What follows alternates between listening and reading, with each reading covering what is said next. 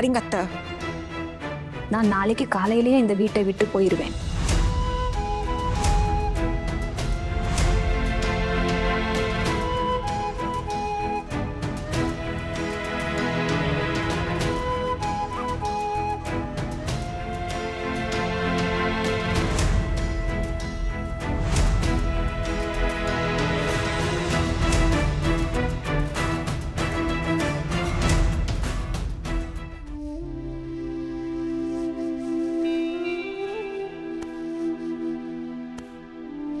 ஆனா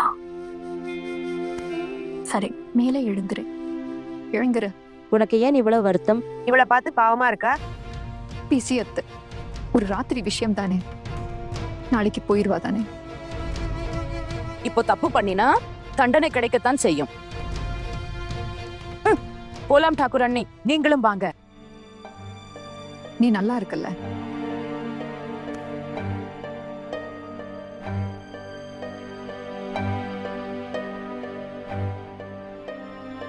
ஆனா நீ உன் ரூமுக்கு போ.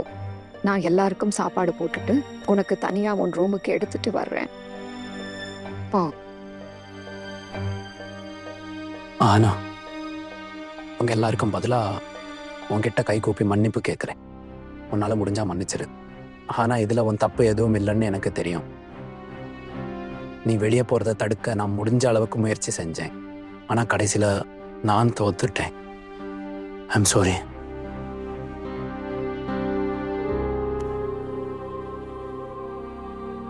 ஆனா நீ எதுக்கும் கவலைப்படாத. பெரியம்மாவோட கோபம் அவ்வளவு சீக்கிரம் குறையாது. ஆனா எப்போ குறையுதோ அப்போ அண்ணா உன்னை கூட்டிட்டு வருவாரு, நிச்சயமா. இல்ல அக்கா, நான் இந்த வீட்டை விட்டு போறதுதான் சரி. நான் இந்த குடும்பத்துக்கு தகுதியா இல்ல போல. அதுக்கப்புறம் என் விதியில என்ன எழுதியிருக்கோ அதை நான் பாத்துக்கிறேன். ஆனா நீ ஃபங்க்ஷனுக்கு போக வேண்டிய அவசியம் என்ன இருந்துச்சு?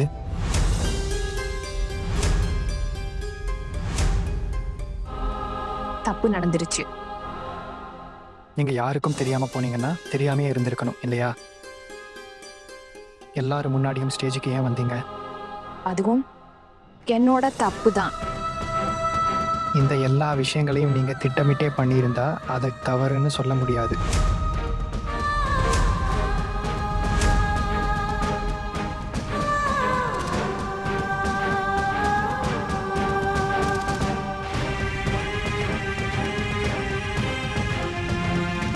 என் தப்புக்கான தண்டனைய நான் ஏத்துக்கிட்டேன்.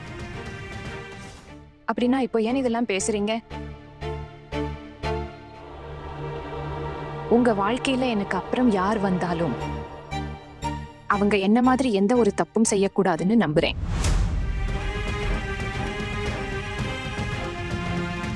நீங்க அவங்களோட சந்தோஷமா இருங்க. உங்க வீட்டுல இருக்கவங்க பேச்ச கேட்டு நடங்க. அவங்களும் உங்க பேச்ச கேட்கணும். உங்க குடும்பத்தோட கௌரவம் உயர்ற மாதிரி இருக்கணும். அப்புறம் எப்பவுமே அவங்களால நீங்க வெட்கப்பட்டு தலைகுனிகிற நிலைமை வரக்கூடாது.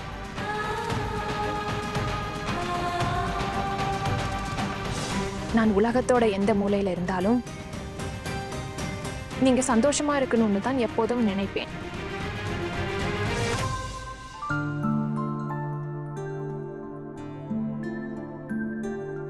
நீங்க எல்லாரும் உங்களை கவனிச்சுக்கோங்க.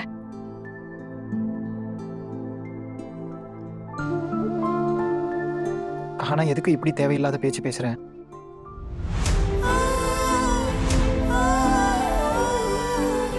சாரி, இன்னொரு தப்பு பண்ணிட்டேன்.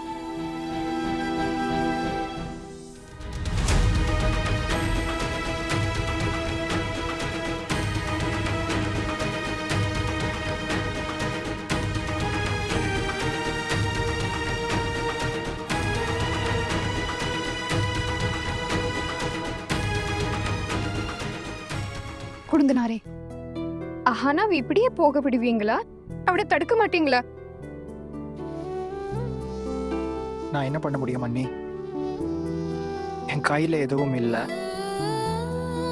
நீங்க கேட்டீங்கல்ல, ஆனாவே அம்மா கிட்ட இந்த வீட்டை விட்டு போறத பத்தி பேசினா அதுல நான் என்ன செய்ய முடியும்? அம்மா அவங்க கூட இந்த வீட்டை விட்டு வெளியே போறத தான் பேசினாங்க. நான் மாட்டிக்கிட்டேன் நன்னி. என் கையில எதுவுமே இல்லை. அர்ஜுன் அண்ணா, அம்மா போறத பத்தி சொன்னது சரியா? அண்ணி, நீங்க நினைக்கிறீங்களா அம்மாவோட பேச்சை ஜட்ஜ் பண்ண எனக்கு உரிமை இருக்குன்னு? எனக்கு அவ்வளவு தைரியம் இருக்குன்னு நினைக்கிறீங்களா?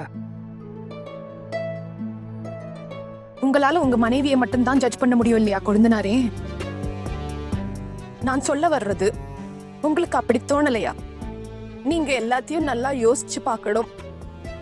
நீங்களாவே சில முடிவுகளை எடுக்கணும். சரி விடுங்க, இது உங்களோட வாழ்க்கை. என்னை விட உங்களுக்கு நல்லாவே புரியும். ஆனா அப்புறம் இது நினைச்சு உங்களை நீங்களே வருத்திக்காதீங்க கொழுந்தனாரே.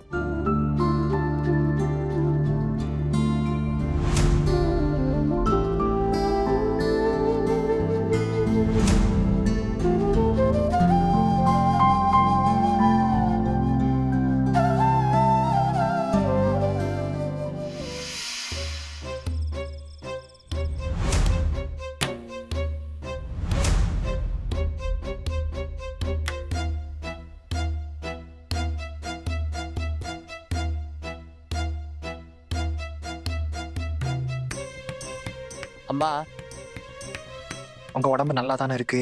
நான் நல்லா இருக்கேன், போய் தூங்கு. அம்மா, நீங்க எதுவும் சாப்பிடல, கொஞ்சம் சாப்பிடுங்க. ஒரு நாள் சாப்பிடலன்னா ஒன்றும் நடக்காது. அம்மா, அம்மா நம்ம வீட்ல யாருமே சரியா சாப்பிடல. நீங்க சத்தியம் பண்ணி வச்சதால எல்லாரும் டேபிள்ல உட்கார்ந்தாங்க, ஆனா யாரும் சரியா சாப்பிடல. ஒரு ராத்திரி சாப்பிடலன்னா எதுவும் ஆகாது, அம்மாவும் சாக மாட்டா. அம்மா, நீங்க ஏன் இப்படி பேசுறீங்க? நான் உங்களுக்காக இனிப்பு கொண்டு வந்திருக்கேன், தயவு செஞ்சு சாப்பிடுங்க. அம்மா, உங்களுக்கு இதெல்லாம் ரொம்பவும் பிடிக்கலன்னு எனக்கு புரியுது. என் பொண்டாட்டியால தான் நீங்க இவ்வளவு கஷ்டப்படுறீங்க.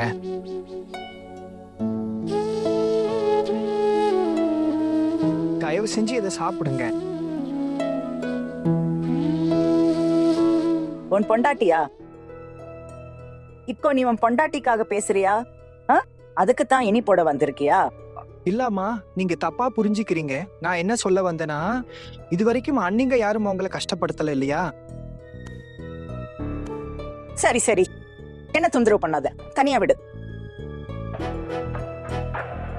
சரி சரிம்மா, இந்த இந்த இனிப்பை இங்க வைக்கிறேன். ஆனா சாப்பிட்டுருங்க அம்மா, ப்ளீஸ். நீ என்ன நினைச்சிட்டு இருக்க? இந்த இனிப்பை எடுத்து வெளியே வீசணுமா? இல்ல இல்ல, சரி சரி அம்மா, புரியுது. கோவப்படாதீங்க. நான் இனிமே எதுவும் சொல்ல மாட்டேன். நான் போறேன். Good night. சரி போ, லைட் ஆஃப் பண்ணு.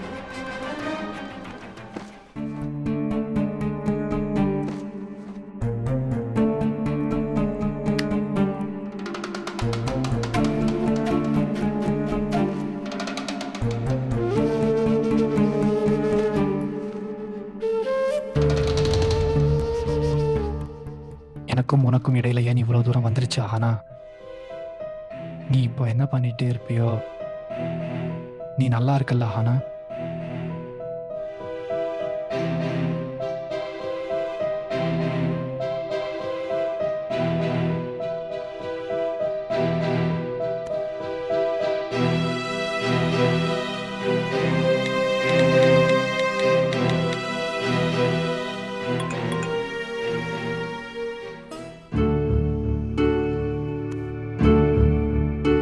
தூங்கிட்டியா?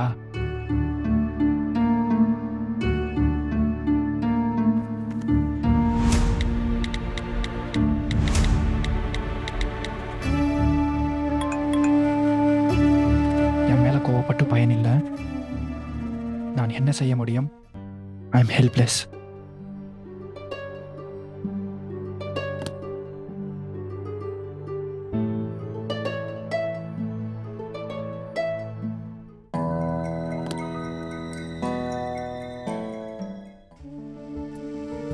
ஆஹனா, தூங்கிட்டியா? இல்ல அக்கா, நீங்க எல்லாரும் வாங்க ப்ளீஸ் உட்காருங்க. நாங்க உட்கார்றோம், முதல்ல நீ உட்காரு. உட்காரு உட்காரு. பாரு ஆனா, நீ காலையில இருந்து எதுவும் சாப்பிடல இல்லையா? அதான் உனக்காக சாப்பாடு எடுத்துட்டு வந்திருக்கோம். எனக்கு சுத்தமா பசி இல்ல அக்கா. என் வயிறும் மனசும் ரெண்டுமே நிறைஞ்சிடுச்சு. ஆஹானா எங்களால புரிஞ்சுக்க முடியும். இவ்வளவு நடந்ததுக்கு அப்புறம் சாப்பிட எப்படி தோணும்? ஆனா நான் சொல்றத கேப்பியா? நாளைக்கு திரும்பவும் வீட்டை விட்டு போறத பத்தி பேசாத. அம்மா கிட்ட மன்னிப்பு கேட்டுரு. இனிமே இந்த தப்ப செய்ய மாட்டேன்னு சொல்லிடு. அம்மா ஒரு தடவை மன்னிச்சிட்டாங்கன்னா அப்புறமெல்லாம் சரியாயிடும். இல்ல அக்கா, ஒரு தடவை நான் சொல்லிட்டேன்னா என் பேச்சில இருந்து எப்பவுமே நான் பின்வாங்க மாட்டேன். இத பாரு, இவ அப்படியே அத்தை அம்மா மாதிரி பேசுறா. அப்படியே இதே மாதிரிதான் சொல்லுவாங்க. நான் ஒரு வார்த்தை சொல்லிட்டேன்னா அதுல இருந்து மாற மாட்டேன்னு. ஆமா, ஆனா நீ சின்ன பொண்ணுதான். ஆனா பாரு, உன்கிட்டயும் கொஞ்சம் தப்பு இருக்குல்ல. சொல்லு. நீ ஒரு தடவை இறங்கி வந்தா என்ன குறைஞ்சிட போகுது? ஒரு விஷயம் சொல்லட்டுமா அக்கா?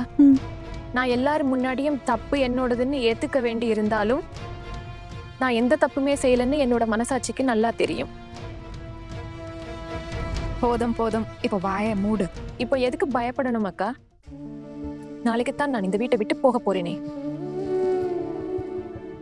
நீங்க இதையெல்லாம் விடுங்க. தயவு செஞ்சு எல்லாரும் அவங்க ரூமுக்கு போங்க. நீங்க இப்போ எனக்கு சாப்பாடு கொண்டு வந்து இருக்கிறத யாராவது பார்த்தாங்கன்னா வீணா உங்களுக்கு தான் பிரச்சனை வரும். தயவு செஞ்சு போங்க. இன்னைக்கு ராத்திரி எங்களால தூங்க முடியாது. எங்களுக்கு தூக்கம் வராது. உன்னை எங்களுக்கு அவ்வளவு பிடிச்சு போச்சு. நீ போயிட்டா எங்களுக்கு மனசுக்கு கஷ்டமா இருக்கும். பழகிடும் அக்கா. ஆமா ஆனா வாழ்க்கை அப்படியே சினிமா மாதிரி ஆகிடுச்சு. இவளோட லைஃப் இப்போ ரொம்ப ஃபில்மியா ஆயிடுச்சு. சில நேரம் அழுவா, சில நேரம் சிரிப்பா. ஒரே படம் மாதிரி இல்லையா? இல்லையா? என்ன அக்கா, எனக்கு அப்புறம் இந்த வீட்டுக்கு சின்ன மருமகளா வரப்போற அவளுக்கு இது நல்லதுதான். கஹானா, இப்படி எல்லாம் பேசாத. அப்படி எதுவும் ஆகாது. விருந்தனார் உன் மேல ரொம்ப பாசமா இருக்காரு. அவர் அவ்வளவு சீக்கிரம் தோத்து போற ஆள் இல்ல. இன்னைக்கு இல்லாட்டி நாளைக்கு பாரு, ஏதாவது ஒரு வழியை நிச்சயம் கண்டுபிடிப்பார். அப்படியா?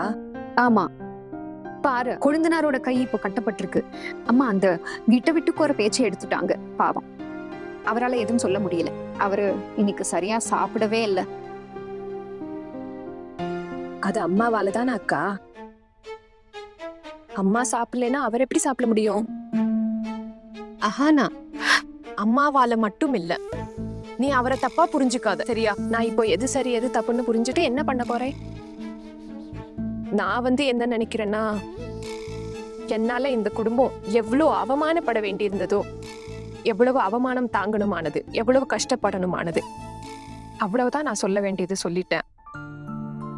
ஆனா ஆனா அர்ஜுன் அண்ணா உனக்கு ஃபோன் பண்ணாரா? அவர் எப்படி பண்ணுவார்?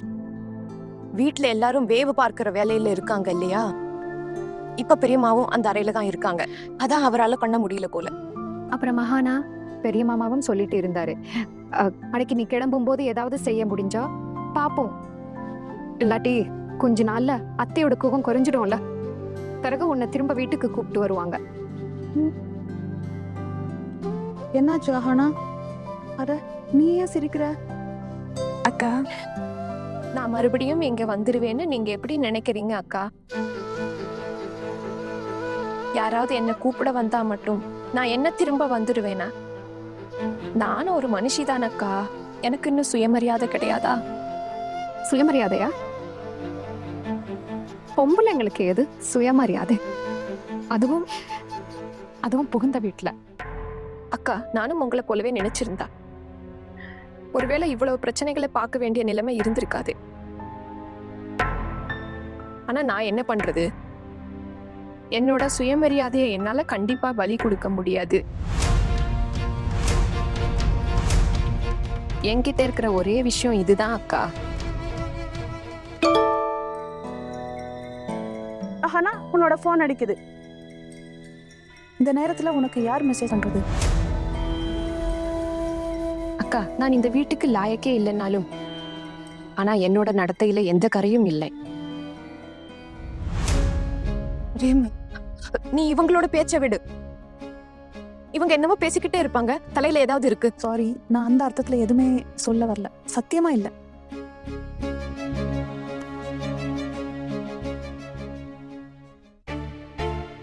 உங்களோட கொழுந்தனார் தான் மெசேஜ் பண்ணிட்டு இருக்காரு. என்ன சொல்றாருன்னு சொல்லு. அவர் எனக்காக ரொம்ப வருத்தப்படுறாரு. நீங்களே பார்க்கலாம். ஆமா, அதுதான். பாத்தியா, எனக்கு காட்டாத. நான் சொன்னேன்ல கொழுந்தனார் உன் மேல ரொம்ப பாசம் வச்சிருக்காருன்னு. நீதான் வீணா அவரை தப்பா புரிஞ்சிட்டு இருந்த. நான் எதையுமே தப்பா புரிஞ்சுக்கலாக்கா. நான் என்ன சொல்ல வர்றேன்னா, அவருக்கு என் மேல அக்கறை இருந்திருந்தா எல்லாரும் முன்னாடியும் எனக்காக பேசியிருப்பாரு. அவர் எப்படி பேசுவாரு? குடும்பத்துக்கு எதிரா நிக்க முடியாது இல்லையா? எந்த சூழ்நிலையிலும் உண்மையான பக்கத்துல தானே ஒருத்தர் நிக்கணும். பாரு அஹானா, கோபத்தை விடு. கொஞ்ச நாள்ல கொழுந்தனார் உன்னை வீட்டுக்கு கூட்டிட்டு வந்துருவாரு. கோபத்தை விடு. சீக்கிரமா கொழுந்தனார் உன்னை இங்க கூட்டிட்டு வந்துருவாரு. அத்தையோட கோபமும் தடிஞ்சிடும். அப்புறம் கொழுந்தனார் உன்னை திரும்ப கூட்டிட்டு வருவாரு. அப்புறம் பாரு, எல்லாம் சரியாயிடும். இல்லையா? ஆமா. ஆனா மறுபடியும் சிரிக்க ஆரம்பிச்சுட்டா. அக்கா, நான் இப்பதான் சொன்னேன்ல, நீங்க இங்க இருந்து என்ன கூட்டிக்கிட்டு போக வருவீங்களாம். நான் திரும்ப அப்படியே வந்துருவேனா? என்ன சொல்ற ஆனா? நீ நிஜமாவே திரும்ப வர மாட்டியா?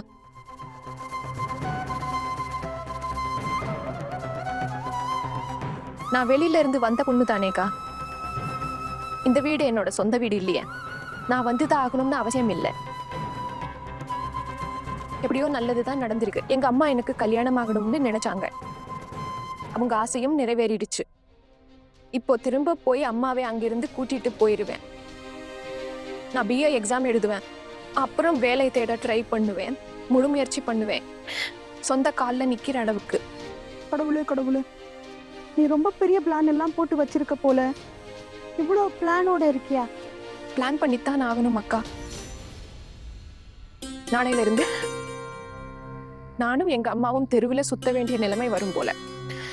வாழ்க்கையை எப்படியாவது ஓட்டுறதுக்கு பிளான் போடணும். ஆனா இதெல்லாம் யோசிக்காதே. அப்படி எதுவும் ஆகாது. எல்லாம் சரியாகிடும்னு நான் சொன்னேன்ல. உண்மையா சொன்னா இனிமே எதுவும் சரியாகணும்னு கூட எனக்கு ஆசை இல்லை.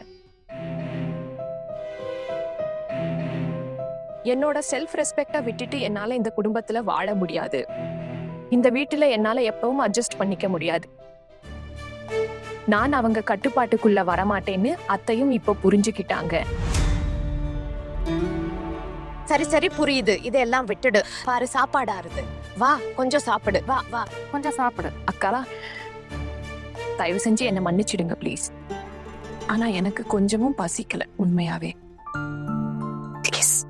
பசி இல்லைன்னா எப்படி? எல்லாரும் ஒளிஞ்சு ஒளிஞ்சு உனக்கு சாப்பாடு கொண்டு வந்திருக்கோம். நீ சாப்பிடலன்னா எப்படி? வா, கொஞ்சம் சாப்பிடு. கொஞ்சமாவது சாப்பிடு. அக்கா, என்னைக்கு நீங்க எல்லாரும் முன்னாடியும் எந்த ஒரு தயக்கமும் இல்லாம எனக்கு சாப்பாடு கொண்டு வர்றீங்களோ அன்னைக்கு நிச்சயமா சாப்பிடுவேன். சத்தியமா. இப்படி ஒளிஞ்சு ஒளிஞ்சு சாப்பிடுறது எனக்கு ரொம்ப வெறுப்பா இருக்கு. என்ன மன்னிச்சிருங்க அக்கா. நீங்களும் ரொம்ப ஹெல்ப்லெஸ்ஸா இருக்கீங்கன்னு எனக்கு தெரியும். நீங்களும் நிறைய தாங்கிக்கிட்டே இருக்கீங்க. ஆனா என்னால தாழ்ந்து போக முடியாது. எனக்கு என் செல்ஃப் ரெஸ்பெக்ட் தான் எல்லாமே. நான் விட்டு கொடுக்க மாட்டேன்.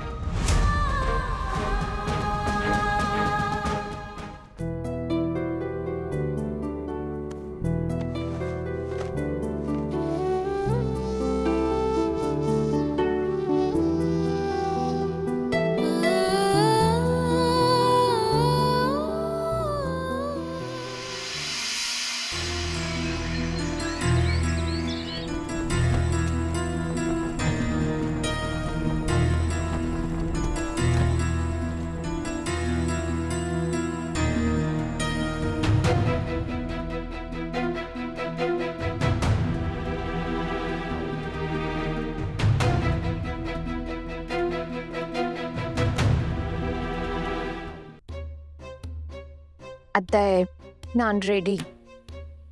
என்ன கொண்டு போய் விட யாரையாவது வர சொல்றீங்களா? இல்லை, நான் என்ன சொல்ல வந்தேனா, எல்லாரும் தூங்கி எழுந்திருச்ச அப்புறம் இப்போ யாரையும் தூக்கத்திலிருந்து எழுப்ப வேண்டாம். எல்லாரும் தூங்கி எழுந்திருச்ச அப்புறம் யாராவது கொண்டு போய் விடட்டும். நான் காத்துக்கிட்டு இருக்கேன். யாராவது வருவாங்களான்னா என்ன அர்த்தம்? அர்ஜுன் தான் உன்னை விட வருவான். வேற யாரு வருவா? உனக்கு ஒண்ணுமே தெரியாத மாதிரி நடிக்கிறியா? அதுக்கு என்ன அவசியம்? யாரு வேணும்னாலும் வரலாம். இல்லைன்னா நான் தனியா கூட போவேன். கல்யாணத்துக்கு முன்னாடி நான் தனியா காலேஜ் போவேன். எனக்கு எல்லா வழியும் தெரியும் அத்தை. ஆனா நான் தனியா போக விரும்பல. நான் தனியா போயிட்டா குடும்பத்துக்கு அவமானமாகிடும்னு நீங்க நினைப்பீங்க.